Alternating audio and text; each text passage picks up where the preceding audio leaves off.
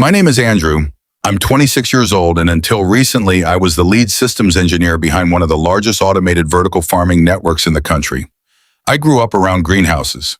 My father ran a small hydroponics operation before the company bought him out. And by my early 20s, I was the one calibrating the algorithms that kept thousands of acres of crops alive. It was quiet work, mostly invisible to the people upstairs in the glass offices. That suited me fine. I never wanted the spotlight. I just wanted the system to run right.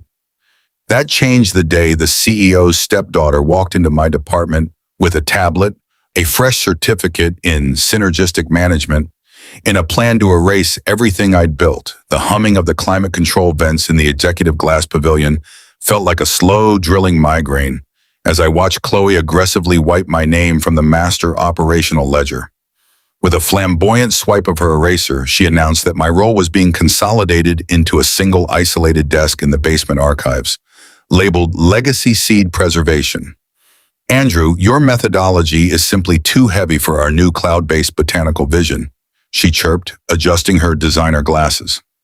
I realized she had just severed the connection between our main nutrient distribution channels and the proprietary algorithmic filters I'd spent years calibrating. You do realize the irrigation grid relies on that to prevent catastrophic chemical imbalances, right? I asked. She waved it off, insisting AI could optimize growth cycles from a remote server farm without a babysitter for rusty pipes. What she failed to comprehend was that our entire operation ran under a restrictive municipal water utility easement I'd personally secured under a private family estate.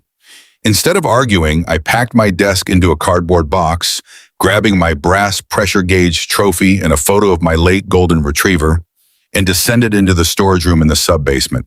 Sitting in that forgotten alcove, surrounded by defunct sensors and the sharp scent of liquid nitrogen, I logged into the company's vendor procurement portal with my remaining administrative credentials. Chloe had slashed my operating budget by 80%, but left a generous stipend for digital upskilling. I used it to quietly register a private asset management entity called Apex Fluidic Solutions, tied to an anonymous offshore trust I'd set up years earlier for tax planning, entirely legal and invisible to a standard audit. My first move was to reassign administrative authority over our proprietary nutrient formulation software to that entity, disguising the transaction as a routine stress testing module. Within 2 hours, an automated alert confirmed Chloe had rubber-stamped the entire transfer without a second glance. I smiled in the dim basement light as the ownership tags of our greenhouse facilities quietly migrated to my private server. Over the next 2 weeks, headquarters spiraled into a circus of buzzwords.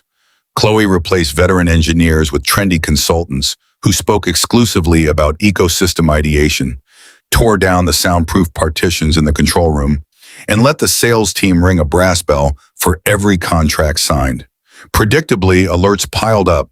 System errors, failing harvesters, erratic pH levels. Normally, I'd have sprinted to fix it, but my job now was seed cataloging, so I simply forwarded every distress signal to Chloe's new director of innovation. One sweltering Tuesday, Chloe appeared at my storage closet holding a kale smoothie, visibly unraveled. The consultants couldn't access the root directories. The system demanded an encrypted security token. I explained calmly that the token was tied to a physical dongle I'd supposedly returned to HR. In reality, it sat warm in my shirt pocket, generating a new code every 30 seconds. With the chaos escalating upstairs, I approved a $4,000 invoice for a compliance seminar hosted by my own shell company. Since Chloe had fired the accounting department in favor of automated tracking, anything under $5,000 sailed through unreviewed. That evening, I walked the cultivation floor, now a beanbag-filled relaxation oasis, and noticed the cooling systems for the backup mainframes had been shut off to save electricity. I photographed the overheating server racks beside a decorative fountain, quietly building my case. The next night at the company's mandatory quarterly mixer, Julian Orstein, our exhausted CFO and one of the last founding team members, pulled me aside with guilt written across his face. Andrew, he whispered, Chloe signed a letter this morning to outsource the entire engineering department overseas by the 1st of the month. I thanked him warmly, knowing he believed he was throwing me a life vest. when really he was standing on the deck of a ship about to hit a reef. Instead of updating my resume, I opened my laptop and triggered the final phase of a migration I'd been quietly financing through my training budget for a month. One keystroke redirected the company's domain records away from their cloud account and into Apex Fluidic Solutions. Monday morning, headquarters looked like a wasteland. Broken networks, panicked executives locked out of their own building. My terminal flashed an authentication error. Chloe had tried to lock me out early. Over the PA system, a frantic announcement claimed the company was under cyber attack. I laughed, connected to the guest wireless, and watched my private dashboard light up green.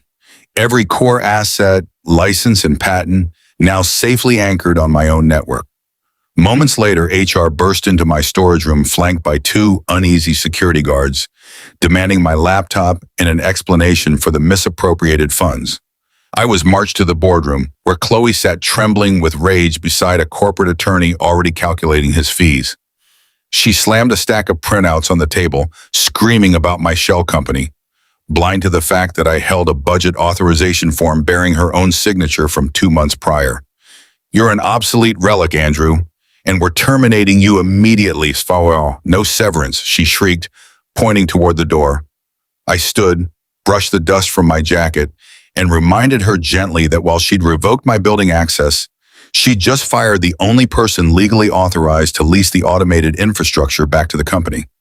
By Friday, the enterprise had ground to a total halt. The harvest grids were locked. Shipping was dark. The corporate website displayed a single notice: domain parked by Apex Fluidic Solutions. That afternoon, my phone rang. The retired majority shareholder and founding patriarch, calling from a golf course in Arizona, where he'd spent 2 years watching, unaware, as his family quietly dismantled everything he'd built.